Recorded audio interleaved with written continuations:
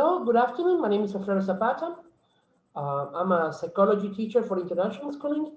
I used to lead classes for various levels of Spanish and music-related courses.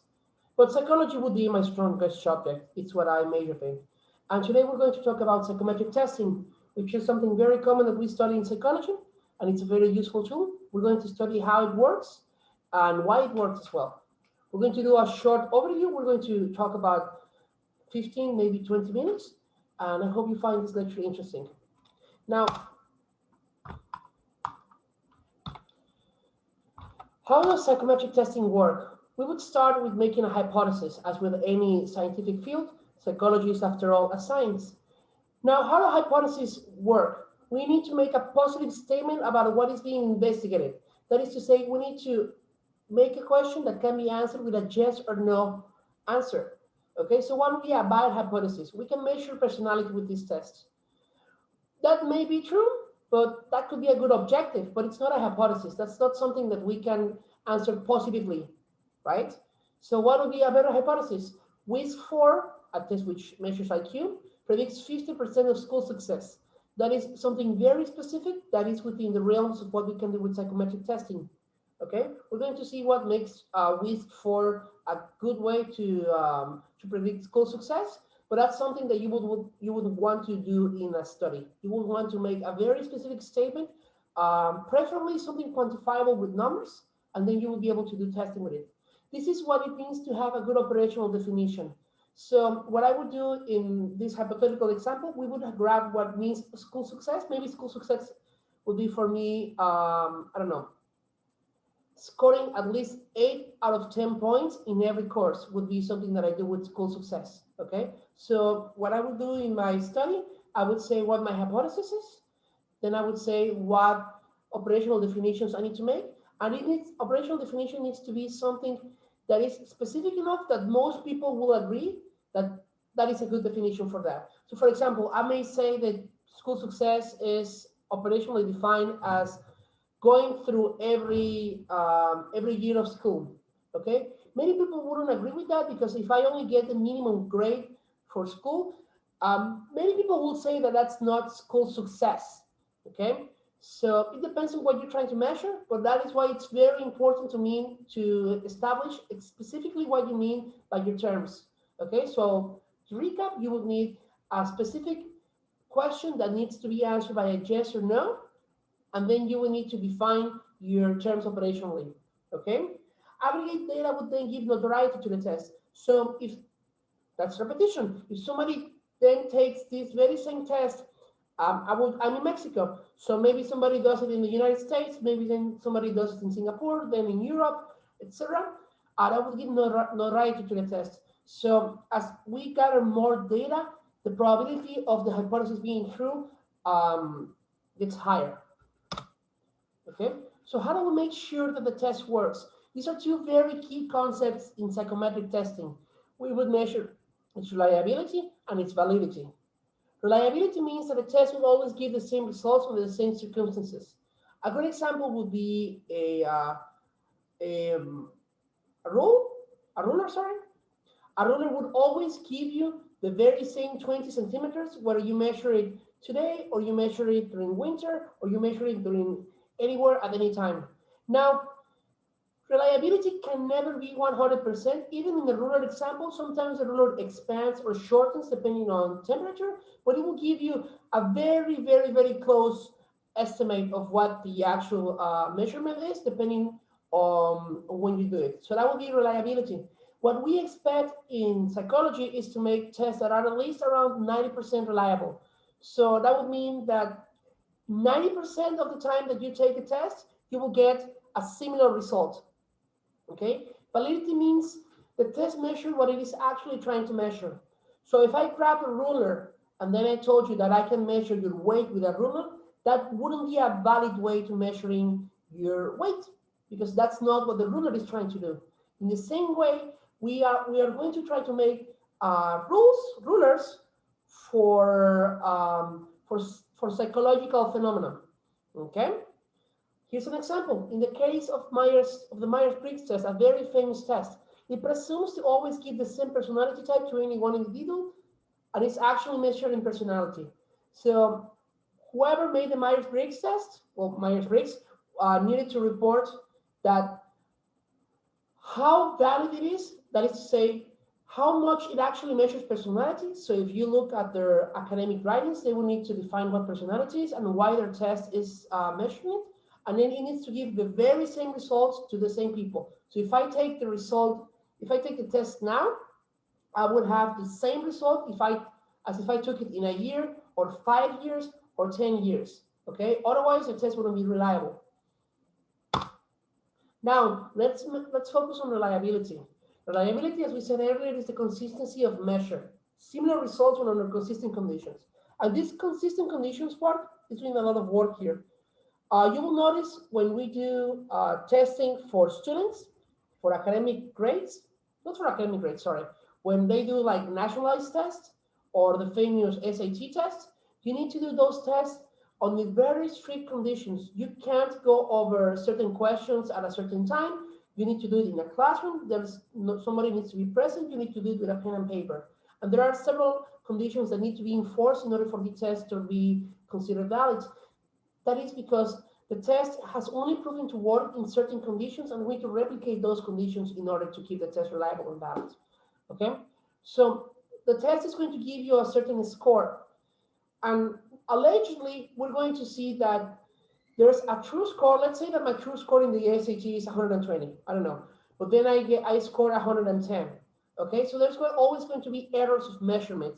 You're never going to actually always get the very same score, because there might be other reasons as to that are influencing the score that the test can't account for. So for example, let's say that I slept very bad the earlier night, so I'm not really focused during the test. That might affect what results I get, but it's not something that I guess that the test can account for. Okay, so that would be an error of measurement. You're going to want to make the true score much more important to the test and the errors of measurement. So you're going to try and make the errors of measurement as low as possible, and you're going to try and make the possibility that you get the true score as high as possible. Now, in practice, this is never going to be the case. You're always going to have a margin of error. That is why, as we will talk later, we never just make one test to make diagnosis. We always use several tools. Okay? How do we measure reliability? There's 4 major ways to do it. Internal consistency, reactives predict other reactives. So let's say that question 10, for example, measures how well you answer question 15. You would expect that people that do well in the test respond to certain other questions correctly. Okay? This is done through a somewhat complicated statistical analysis, but that's basically it. You expect people that score high to get most questions high. So let's say that you have a question that is that only a certain amount of people got correct, and those people were the ones that scored the lowest. That's probably not a good question for your test. Okay, it doesn't have internal consistency. Now, retest reliability. You wait 6 to 12 months, then reapply. This is the most practical way to measure reliability in a test. It's very cost effective, and you don't need to do additional tests or additional measures to do it. Just literally do the test now, and then you do it later, 6 months or 1 year later. There are some disadvantages to this, mainly that you actually have to wait that time in order to make the test reliable, and you probably want to make the diagnosis today. So that's why in diagnosis, we only use tests that are already proven to be reliable, right? But in research, you will need to wait quite a long time. This makes standardization important, as we talked about earlier, because we're making sure that it always happens during the same conditions. So it's not the same if you do the test when somebody is out with their friends as if you do it in a clinical setting, right? Inter-rater, judges give similar judgments. So this is important, for example, for the DSM. Let's say that you give the DSM to 10 different psychologists. You would expect that they give the same diagnosis for every patient that has schizophrenia, for example. So in inter-rater, the same person will be making a judgment. So let's say that the person is now giving several diagnoses to several different people. You would expect that person to make the correct diagnosis for every time, okay? There's also parallel forms. you do the same test kind of paraphrase again, and then you give that very same test to another person, to the same person, sorry.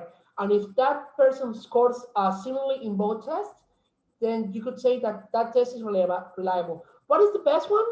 None are the best one. They're all useful, and ideally, you want all four types of reliability reported on your academic paper. Now, that's not always going to be possible. In that case, you just need to put an addendum at the conclusions on the limitations of your test. But ideally, you want all four. The more, the better. Let's talk about validity. Like we said earlier, the degree to which the test measured what it's actually trying to test. This one is actually a lot more complicated. Making a test be reliable is not that hard. You can use, for example, a test retest, and then you would be able to say which test is reliable. But to make a test valid, you need to make a much more complicated process. Now, let's talk about different ways of measuring validity. Concurrent validity, the test correlates with a measurement. So that would be the one that we put on the hypothetical example earlier. The Myers-Briggs test correlates 100% with school success, okay? So you put a measurement of school success, and then you're saying that your test, if it has validity, will measure that school success. So you're saying that that intelligence has to do with school success. Now, some people disagree with that. So there's always going to be a certain degree of subjectivity and disagreement on what concurrent validity is trying to do. But generally, you're going to find a relationship like that. You're going to say, for example, that your test that measures depression is correlated with people that cry a lot. And then you would have people that cry a lot report on, this is just an example, report on how often they cry and how much your test correlates with this symptom of depression, okay? Predictive, the test correlates with something that will happen in the future. This is the same as concurrent, it's just a time frame that changes. So you could say that you do the IQ test today, and in 10 years, these people are the most probable to be doing well in university, okay? It has the same problems as the concurrent validity, and it has the advantage that you are making a prediction. So this can be made, so for example, for tests that are already proven to be valid, if you're making a test that is trying to further prove the validity of what you're doing, you could make a predictive test. And then in 10 years, you can check if what you made or if what you predicted is true. Convergent validity, correlation with another test that is being validated. So let's say that you're trying to make a new IQ test. You could use tests that have already proven to be valid and reliable to make your test also be valid. So you will make your own test and the old test. And if they have different, if they have similar results, you would say that your test has convergent validity. Now, let's say, for example, that you want to make a test of how happy somebody is. You could take a test of depression and do the very same test to the same person. And if they have different results, the opposite of convergent, there's no correlation, you could say that your test is also valid by virtue of being opposite to something that already exists. Content validity, agreement with an expert of what the concept is. So in this case, you would take your test to somebody that is already an expert, and they will green light you to give you, so you can proceed with the test. As the same with reliability, which one is the best one? None are the best one. Ideally, you want all 5 in your test. As usual, it's not always possible, okay? Now, how useful is it to do testing? There's a lot of controversy in the psychological community, especially with IQ testing. IQ testing has been criticized a lot, and it also has a lot of staunch defenders, okay? And is it useful? I would say that yes, it is very useful to have psychometric testing with limits. What are the problems that some people have with psychological testing? They want them to be prescriptive facts about reality, or they want to take something that is objective reality and have the test measured. And that's simply not possible. As we talked about earlier, there's always going to be a certain value judgment that you're doing. So for example, if you say that intelligence is correlated with school success, that's a value judgment, okay? So you can't make objective statements about reality. And they're not descriptions. Some people, for example, will take a personality test, and regardless of how they understand themselves, they will say that the The test is measuring exactly what it is, what they are, okay? And that's not exactly what tests do. Tests are tools, and we use tools in a variety of ways. And you never just use a test and then give a result. You always need to give an interview. Ideally, you want to do other types of testing. So let's say, for example, that somebody brings a person that they want to diagnose autism. So maybe I would do an interview with the child. I would play with them for a while. I would do an IQ test, and then maybe I would do a personality test. And now that I have several ways of measuring, of assessing the health of this child, then I will be able to make a diagnosis. So they're just one part of a bigger part. You can, maybe if you're using, for example, school admission will be something that is relatively simple, but even in school admissions, a lot of schools still do interviews even after you score highly on the test. So even with something as simple as school admissions, you don't always want just to use a test, okay? The test just measures something very specific, and then you need to do a judgment based on that, and they have limits. So you should never just use them by themselves. What are some examples of tests? The WISC-4, which is used to measure intelligence, MMPI, the second edition, we're currently the second edition. This one measures psychopathology. ENI measures cognitive function in children, and BTI measures personality. And they're all useful for what they do, but you can never just use them by themselves. And that's, I think, something that people miss a lot. They want to criticize IQ, but I think what they're trying to criticize is the practice of just measuring IQ, just of equating IQ with intelligence, which I would agree with that. You can't just say that somebody with a high IQ isn't very intelligent, okay?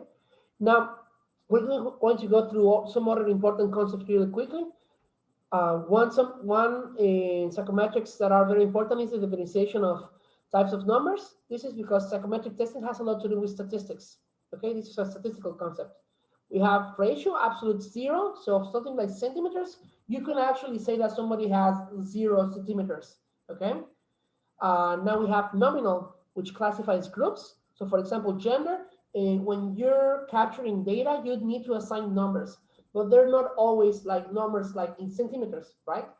Classifies groups, so you could say that man is 1 and woman is 2, but that doesn't mean that man is over woman. It's just numbers. It could be the other way around. It could be like whatever numbers. It could be 9 and 10. The important thing here is that it's classifying groups and it's giving you a way to put them in your spreadsheet. Ordinal declares continuity with no 0. So for example, school grades, if you're in the first grade, second grade, third grade, or fourth grade, that's something that is ordinal, okay? But there's no absolute 0 there. There's no grade 0, okay? And there's no the difference between the first grade and third grade is purely order. It's not like the first centimeter or third centimeter or something, where you have indeed 2 centimeters of difference. And then you have intervals. Interval will be the most important one, and it's the one that we actually use mostly in psychometric testing. Not always, but it's the one that we mostly use. Declares numerical continuity with no absolute zeros. What does that mean? So we do indeed have numbers that can be related to one another during psychometric testing. So 100 would be 10 points from 90, and we can measure that. But it's not exactly the same as centimeters, where you have an absolute 0. So 0 centimeters means 0 centimeters. 0 IQ doesn't mean 0 intelligence. You can't have 0 intelligence. That can happen. So what we do is that we take a relative number, and then we use relatives of that to measure IQ in a continuity. Okay, so this is, we would have to go into the bell curve, but basically we would measure people like, most people would be in the middle, and then you have outliers at the edges. That's a basic concept. Other important concepts that have to do with psychometric testing. So what I just described is a normal distribution. There's the t-student and chi-square test, and the ANOVA test also measure correlations. Then you have variance, which relates to how much a population is varying in the results. Also related to normal distribution is the standard deviation. Now, I'm just mentioning them just to broaden the the perspective on this. If you don't know anything about psychometric testing, these are all concepts that you will need to know. So psychometric testing is not as simple as giving a test and then saying that the test is true. That test is true in certain circumstances with certain limits. And I think we need to watch out for that when doing testing, because usually people will just think that just grabbing the results from a test is what is actually going on, and there's actually limits to that. Okay, and that will be all for this class. I hope you find this information interesting, and have a nice day.